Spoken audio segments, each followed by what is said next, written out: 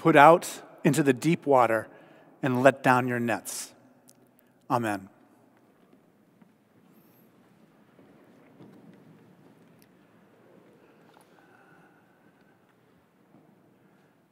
I want to be perfectly clear before I begin speaking today that I am talking directly to you, to your heart, from my heart. We will hear so many words this week, but we will not have very many chances to encounter the Holy One, the divine. And so today I'm going to talk a little bit about the church's mission statement, the Cathedral's mission statement, reimagining church with courage, joy, and wonder, and just about what your role may be in that. Flannery O'Connor was a 20th century American writer. She's a Southern writer. Often people use the adjective grotesque when they describe her work. And she once wrote that grotesque is just what Northerners say about Southern writers. And she did use characters and situations and violence in a way that to get our attention. She tells a story about a preacher who doesn't believe in the gospel, about a Bible salesman who seduces a young handicapped girl. He writes about an ostracized hermaphrodite. And I remember I preached a whole sermon about Flannery O'Connor's work, and my daughter, years later, still remembers it because it was so unsettling. Because Flannery O'Connor upsets us, but she helps us to see what is true. She thinks that you can only see through the eyes of belief, that you cannot see what is in front of you without belief. You cannot see what is inside of you without belief. And so she writes this in a letter to a friend. I don't think you should write something as long as a novel around anything that is not of the gravest concern to you and everybody else. And for me, that is always the conflict between the attraction for the holy and the disbelief in it that we breathe in with the air of our times. It is hard to believe always, but more so in the world we live in right now. Now, this disbelief does permeate our society and our experience, but today's stories from the Bible, they show us a deeper disbelief. The failure to believe that our lives can be meaningful, that we can have a place in God's plan for the world. Now, the story is so powerful. I just feel so grateful for the music of today. Everything is just like building our sense of participation in this story. Jesus is preaching by the shore of the Lake of Gennesaret, and he's pushed right up to the shore because there's so many crowds. They want to hear what he says. And so he decides that he's going to go out in a boat. He sees the fishermen washing their nets after having worked all night. He says he sits in the boat, and they take him out a little bit away from shore, and he preaches to everybody, and he's seated in the boat. And when he's done, he says something to Peter, which is extraordinary. Now, this story is the same story that John tells at the very end of his gospel. And it has a different meaning and a different purpose in that context. And ancient Christians, they loved this story. I mean, judging from the art that they left behind. There are mosaics and murals, images of Jesus in the boat with the fishermen, all recalling this story. Now, as I said, Jesus finished talking to the crowds, and he says to Simon, he says, put out into the deep and let down your nets. And Simon, he uses a word that's just not adequately translated into English, but he basically said, we were toiling all night and we didn't catch anything. As if, he's basically speaking to a non-fisherman and just saying, you may think you're not going to catch anything, buddy. And so Jesus insists, and the boat goes out into the deep. And as soon as they do, they throw the net over his sides. It is overflowing with fish. They gesture to their friends, their colleagues. Later in the gospel story, they use the word koinonia, which is our word for fellowship. So these are people who have a share in the work that they're doing. And the colleagues' boat come over too, and the two boats are sinking under the weight of the fish. And everyone's amazed in the boat.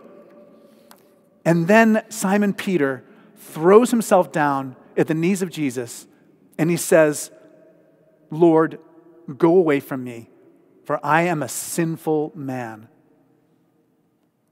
And Jesus says, "Do not be afraid. From now on, you will be catching people." And the story ends very simply and abruptly. When they had brought their boats to shore, they left everything and followed him.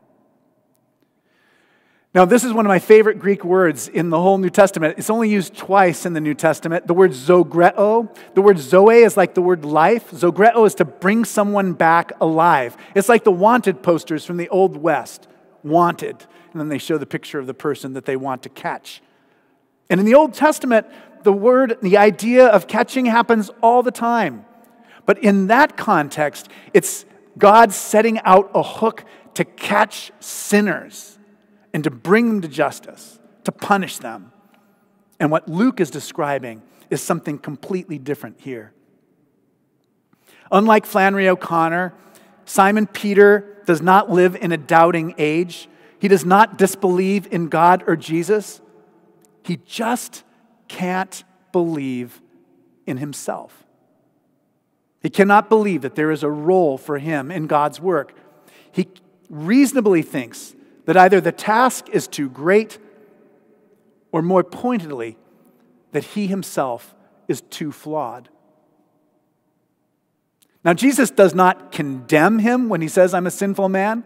Jesus does not forgive him when he says, "I'm a sinful man." Jesus instead invites him to come along with all the other sinners who are going to do something magnificent for the sake of God's kingdom. Last night I was at a dinner party and Barbara Osher told me, she said, "Listen, Malcolm, every single person is constantly beset with a feeling of inadequacy." And I kept thinking about that myself. And in a way, the Bible is filled with people who have that same sense of inadequacy. When the angel comes to Isaiah says, "I'm a person of unclean lips. I can't do this." And the angel touches his lips with the coal. And then God says, "Who shall I send?" And after he's been purified, Isaiah says, "Send me." The story of Paul, he's probably the most arrogant person in the entire New Testament. And yet even he says, "I am the least of the apostles. I am unworthy because I persecuted the church." He goes on and he says, "But by the grace of God, I am what I am." I am what I am. And his grace toward me, it's not in vain. Again, speaking from my heart to your heart, I ask you this. How is God trying to reach you right now? Now, whether you feel uncertain or inadequate, or whether you think you're being asked for too much, or that you think you're too little, God is not trying to condemn you. God is not trying to forgive you. God is inviting you into something deeper, into something mysterious.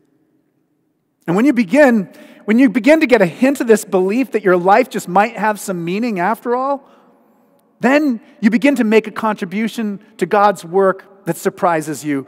And you begin, like Simon, to join an imperfect group of people who improbably believe in God and are out trying to change the world because of that faith. And right now you may be sitting and thinking this. Here we are in this beautiful cathedral. The light is filtering in through the stained glass windows onto that beautiful labyrinth pattern. The men and boys choir has been practicing hundreds of hours to make music that will lift us to another place. And the purpose of all of this The purpose of all the care that went into the cover of that bulletin that shows you the image of Jesus and the disciples on the water. The purpose of everything you see is just this: to help you say yes to that invitation that God is giving you right now. Now, not long before the pandemic, our cathedral had scores and scores of meetings about what our mission statement was going to be. And we worked so hard and so many people weighed in on it. And we decided that what we were going to really stand for as a church, we said, reimagining church with courage, joy, and wonder is going to be our mission. And that whole phrase basically comes from a prayer that's in the prayer book. It's from the prayer that we say right after we baptize someone. The prayer goes like this: sustain them, O Lord, in your Holy Spirit. Give them an inquiring and discerning heart, the courage to will and to persevere, a spirit to know and love you, and the gift of joy and wonder in all your works. And the reason we have to reimagine church is because even though we love the tradition that we've inherited, the world is changing all around us all the time. And we need to decide and understand how we are going to be the church in our own time. Flannery O'Connor is right about the doubt we breathe in and out with our times. It is hard for our neighbors to have any idea what it is that we are doing as the church. And their confusion begins to be our confusion too. So first, let me begin by telling you a few things that I believe that the church is not. We reimagine church because we see how often we and other Christians have misunderstood Jesus' invitation. Bob Inglis was a representative in the United States Congress from South Carolina, and he was my forum guest this week. And he told this extraordinary story about going to meet with Bill Clinton and apologize for having persecuted him. I mean, it's an amazing story about redemption. But he also said this. He said that our politicians basically do whatever it is that we want them to do. They're not trying to change the direction of things. They're just trying to catch up with us. And he says what we Americans seem to want from our politicians is we want them to be like gladiators for us in the arena. We want them to humiliate our enemies. And so that's what we're getting. And that's just what Christianity should not be. Another label, another identity that you can look down your nose on other people with. The church is not the only way for individuals to experience God or God's salvation. We are not the ones with the answers trying to make everyone else share our opinions about God so that they won't go to hell. The church's message should not be that humans are so evil that God had to kill his own son in order to love us again. So let me tell you, though, about what the church is, because it is something so beautiful and so miraculous. It is grace. It is a gift from God that we didn't ask for and that we don't deserve, but we can enrich every moment of our life. God calls us like Flannery O'Connor was called, like Simon Peter was called, like Isaiah, like Paul was called, as sinners, inviting other sinners, other people who have fallen short, to come and join us in this project to save the world. This project, it's not for the faint of heart.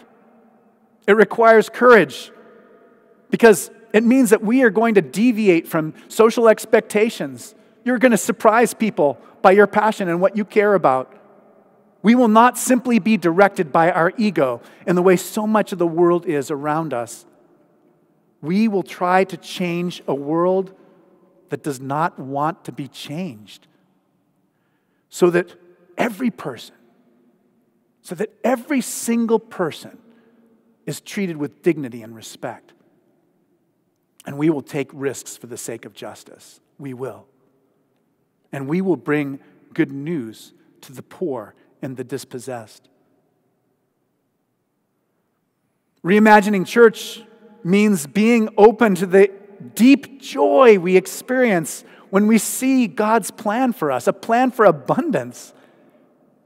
It's symbolized by the 900 bottles of water that Jesus turned into wine at the wedding of Cana.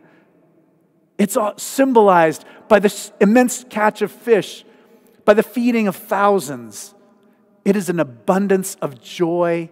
It's an abundance of love that is always surprising us, always reaching beyond what we expect. And finally, reimagining church, it means that God is showing us the very deepest part of ourselves, parts of ourselves that we wonder about, parts of ourselves that we have never encountered before. Let me tell you this one secret, and that is, there is a mystery at the heart of our existence that becomes available to us only when we stop being afraid of death. When our primary purpose is no longer just protecting ourselves and our fragile ego.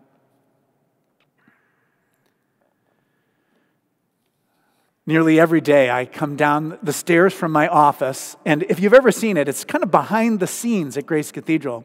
But those stairs, the carpeted stairway with the wood paneling, there is a stained glass window. And in the window, there's this picture of Noah's Ark, and Noah is standing on the top, almost looks like he's standing in the chimney, and he's got his hands up like this, and a dove is descending from heaven. And every single time I see this, for me, that person in the image, it's Alan Jones, our former dean. He's not here today, so I can speak about him all I want. I could never say this if he was sitting in that pew right there. But every time I think of him.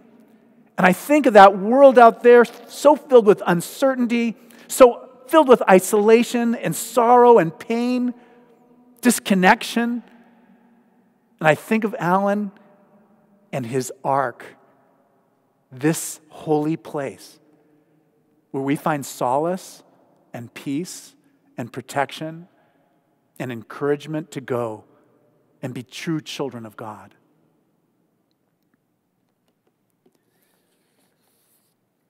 So this morning, I'm speaking to your heart. Will you be Jesus' disciple? Will you have faith, not just in God, but that your own life can be meaningful? Together, let us discover new ways to live with courage, joy, and wonder. Together, let us put out into the deep water.